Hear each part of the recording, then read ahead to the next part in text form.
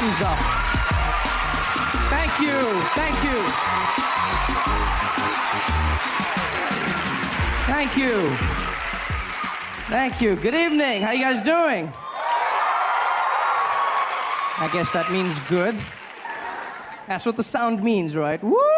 There's no sound for sad. Does anyone make that sound? How are you feeling? Oh, no, it's really just that. Thank you very much for having me. Thanks for coming out. You guys are looking great and relaxed. It's nice weather, isn't it? Yeah, it's very chilled out. I just got back from Atlanta. It was 107 degrees Fahrenheit. Yeah, hottest weather. The worst thing is everyone comes up to me and they go, well, you must be used to this being from Africa. And no, I'm not. I'm from Africa, but that shit is hot. That was just, no. I was scared to go jogging because I thought if I ran out in the street and fainted, wouldn't the local news love that? I'd be running and I'd fall down in the heat. They would have their vans reporting live. They'd be standing there going, so hot in Atlanta, even Africans are fainting. I've been in America for a few months now, and I'm really just thrown by the place. It's not what I expected at all. Different from the brochures and the pamphlets. There's many assumptions I had about America before I came here, and I've come to learn that those were wrong. For one, I just assumed people spoke English here. It's far from it. It's not, you know what, it's not so much the language, so much as the pronunciation of words that throws me off. It's just what Americans have done with the language. You guys have just, wow, you've done something. You've put 22s on the English language. You've got rims that says, pimp my language. That's what you've gone with, you know? I don't understand. I was chatting to this woman downtown the other day. She came up to me and she wanted me to see something. I don't know what, though. She was like, oh my God, look over there. I said, look over what? She's like, over there. Look at that her. And I said, her? She's like, no, her. There's two of them? I understand nothing, even the small words, just the pronunciation, you know, small things that get you by. For instance, I pronounce the opposites of uncle as aunt. I say my aunt. Out here, you say my aunt, which to me is an insect, which made me look like an ass when my friend told me his aunt died. And I was like, so what? There's tons of those out there. What a great way to end a friendship. I couldn't get help the other day when searching for a battery for my remote control, because that's what I say, battery, a small form of power. Yes, in America, you say battery, which to me is a different form of power. Sponsored by Chris Brown. Very...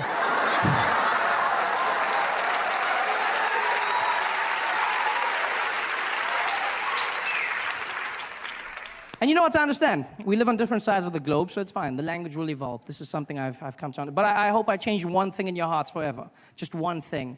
And that is that animal in the wild that looks like a horse. It has black and white stripes. Yeah, do me a favor. From now on, please, it's not zebra, okay? It's zebra. Yeah? Just like it's not Debra, it's Deborah. Same structure of word. Plus, you cannot name them because you do not have them. Zebra. This is madness. Everything out here is different. Do you know how hard it is to learn when you come out here? You have to change everything. There's the measurement system, which is just, I mean, America, you guys have your own thing, the imperial system, you know? On my side of the world, we use the metric system, and by my side, I mean the rest of the world, you know? We have the metric system, which is, amongst other things, very efficient. It's a very simple process. You know, everything goes into each other. And out here you have imperial, which is fine. I mean, I won't judge you. If you want to be imaginary, that's up to you. But I just feel like there's some consistency that's needed. Small things. Like, for instance, when we abbreviate our small measurement, milligrams, we use mg, milligrams. Mg, milligrams. Yeah? Yeah? And you guys have ounces, which you then abbreviate OZ. There's no Z in the word, ounces. I don't know. That's pale in comparison to what you've done with pounds. That, for me, please explain to me how the abbreviation for pounds became LBS. LB, pounds. I look like the idiot walking into the store going, could I please have the 2 labs bag of sugar? Guy was like, you mean pounds? I said, I don't see the P. No, I don't. He said, well, it means pounds. It's not LBS. A lot of bullshit. That's what it stands for. This is horrible.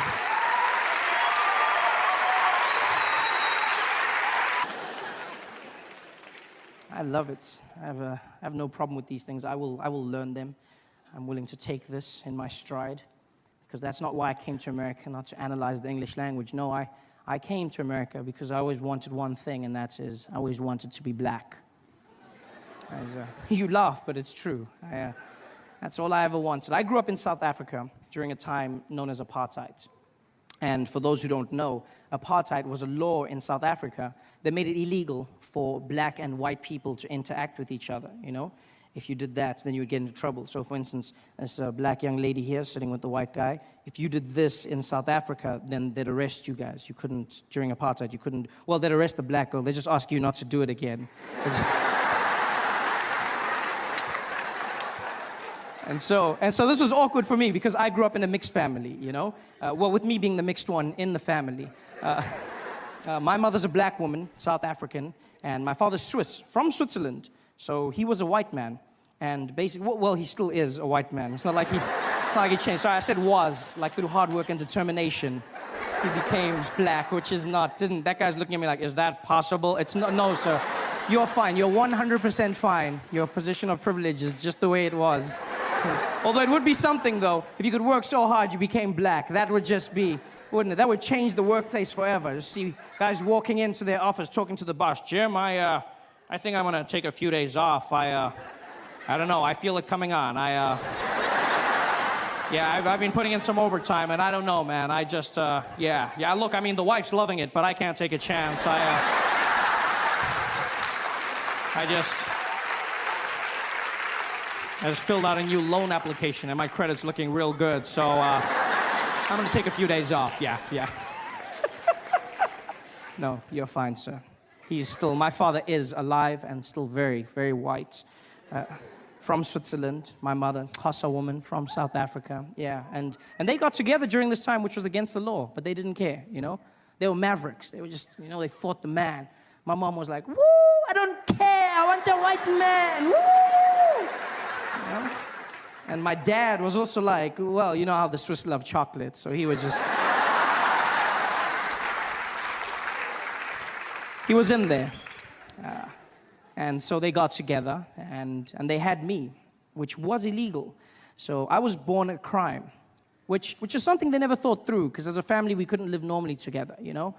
Like in the streets, my father had to walk on the other side of the road. And he could just wave at me from far, like a creepy pedophile. Just... And then my mom could walk with me, but if the police showed up, then she'd have to let go of my hand, drop me, and act like I wasn't hers. Every time, just so we wouldn't get caught. Be like, woo! She'd be like, I don't know.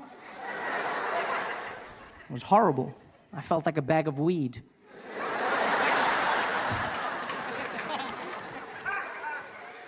And one of the punishments for this crime was I was never afforded a race. I was never called black. I was never called white. I got horrible names like mixed breed and mutt and half caste, and you know, it was a horrible time for me. And one fateful day, I'll never forget, I met an American in South Africa. And he said to me, well, you know, Trevor, it's funny you say that because if you come out to America, they'll label you as black. I said, really? And he was like, hell yeah. Oh yeah, everybody's black out there. And I was like, wow, well, I want to be black. And I found out it's true. Mixed race people are categorized as black in America. Yeah. The only catch is, and nobody tells you this, you have to be liked and successful first. Before then, they say you mixed. You achieve success, and you get upgraded to black. All the famous mixed people do it. Singers, like Alicia Keys and Mariah Carey, yeah? Mixed, but then they say black singers. Sportsmen, like Tiger Woods, mixed, but then they say black golfer. The most famous mixed person on the planet by far, Barack Obama, mixed, half and half, straight down the middle. But then they say America's first black president, which is interesting because when he was running, they called him the mixed candidate. I see how it works. Everyone makes it obvious now. They're like, yeah, Barack, of course he won, of course. It wasn't that obvious when he started. It wasn't. I remember comedians coming out, they used to diss him. Guys would come out on stage, they'd be like, man, how many of y'all seen that crazy-ass mixed fool running for president? Y'all seen that mixed fool running for president? Where you gonna see? Ain't no mixed fool gonna be president of the United States of America. Ain't no man, which white people gonna be voting for a mixed fool? Even a black man can't win shit. Even a black man can't. How some mixed fool think he gonna do it out? Man, that mixed fool, that crazy-ass mixed fool. How some mixed fool, that mixed fool? And then he won, and all of a sudden they were like, my nigga.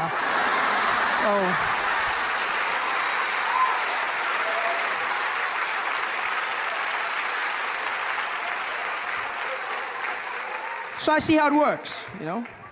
I understand. In order for me to become black, I have to work hard at it. And I'm willing to do the time. Yeah. I took the first opportunity I could. Bought myself a plane ticket from South Africa, and I said, I'm going out to America. I'm going there, and I'm going to be black. And I got on that plane. It was an 18-hour flight, 18 hours of non-stop flying. And I sat there in my chair, and I spent every moment practicing being black, just practicing. I was like, I'm not gonna mess up this black opportunity. I just sat there, just working through everything. I was watching every black movie and TV show, just going through it. Yeah. You know what I mean? Yeah. King Kong ain't got shit on me. Yeah. What you talking about, Willis? I was grinding it. You laugh, but 18 hours of flying, and I landed in JFK, and I was fluent in my black American.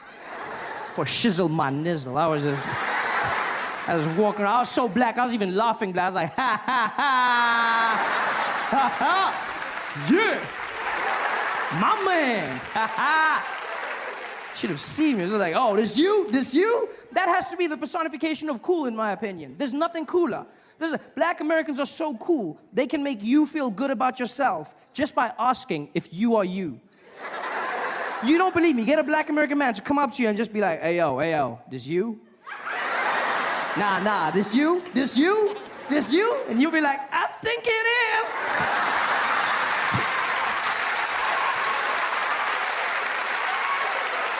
It's magic. I was that black. Not just any black, but the coolest black in the world, and that's American black. I can say this with confidence, being from Africa. I know black. I'm well versed in the arts of black. I'm from the black factory. I mean it. I've seen every kind of black, from light black all the way to like navy blue black. I know black. And there's no cooler black than American black. Nothing cooler, you know? Because American black people, I mean, you just look at how much they've done to influence modern day pop culture, you know? Small things and the big alike. You look at the music. You've got, you know, jazz, hip hop, R&B, all black Americans, style of clothing, you know, just this general swag that they've brought to everything. Even small things like walking.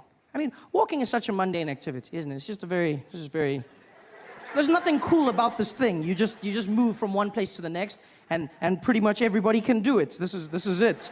There's nothing. And then black Americans came along, and then they just added in that bounce, and then all of a sudden you look really cool. You just, you know, you look like you have a purpose. You've just got that. Yeah, look at this. It's super cool. And it must be hard for an assassin to kill you. Just like. That's why if you look in American history, no black man was ever assassinated whilst walking, ever. So it was when they stopped and said something, bang. That's when they went, because they got to walk. That's why if you look, Obama, every time he comes out of the jets or makes a speech, he's always just got that little bounce just before. Because in his head, he's like, you never know, you never know, you never know, you never know, you never know. Got to walk. It's a cool walk. And by far, the coolest thing of all is the talk. I've listened to black Americans, and it's the most amazing use of the English language I've ever come across in my life. Because they pay no regard to punctuation whatsoever. Just cruise through sentences. It's fantastic. First time I had a conversation with a black American man was in Baltimore, Maryland. This guy walked up to me after the show. He didn't even walk. He just floated in. Just came up to me and like, hey, yo, B, hey, yo, let me holler at you for a minute, man. Let me holler at you. I said, okay. He's like, man, I ain't even gonna front, man. I ain't gonna front. I came out here, dude. I ain't even know who you was, man. I didn't even know. As I hear the show, I bought my girl. We was out there. You came out there. You were doing your thing. I was like, yo, man, I ain't even know they got them yellow bones out there in the motherland, man. I was like, yo, this kid better be funny, man, but I ain't gonna lie. You came out there, you was keeping it coming, keeping it moving. You was just beasting. I was like, all right, man, maybe this kid is the truth, yeah? This kid was doing his thing. He was keeping it out there. I started laughing. My girl was killing herself. I was like, all right, this mofo got flow for show. You know what I mean?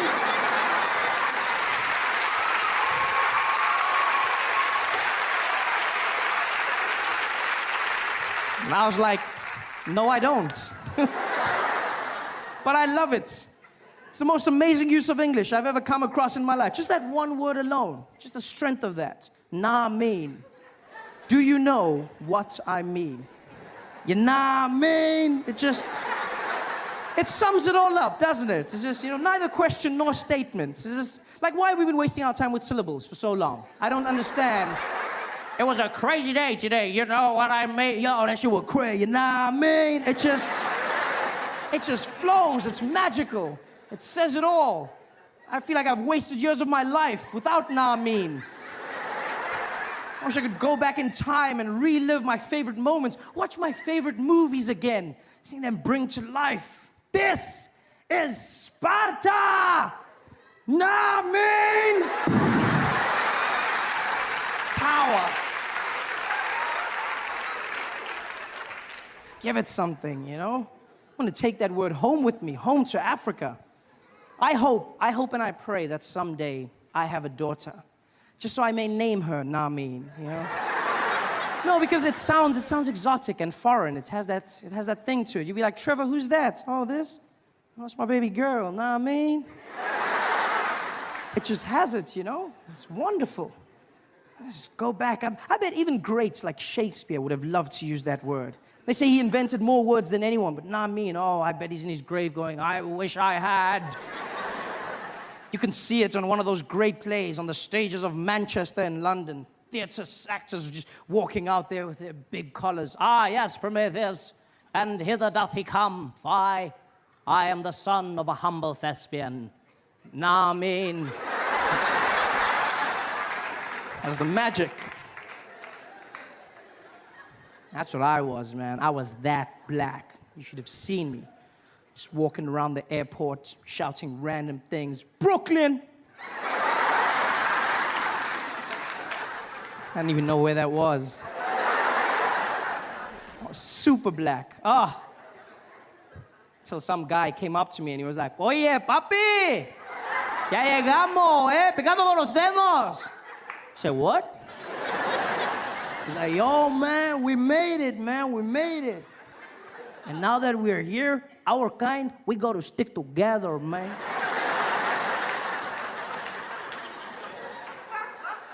Our kind. 18 hours of flying and I still wasn't black. I was Puerto Rican.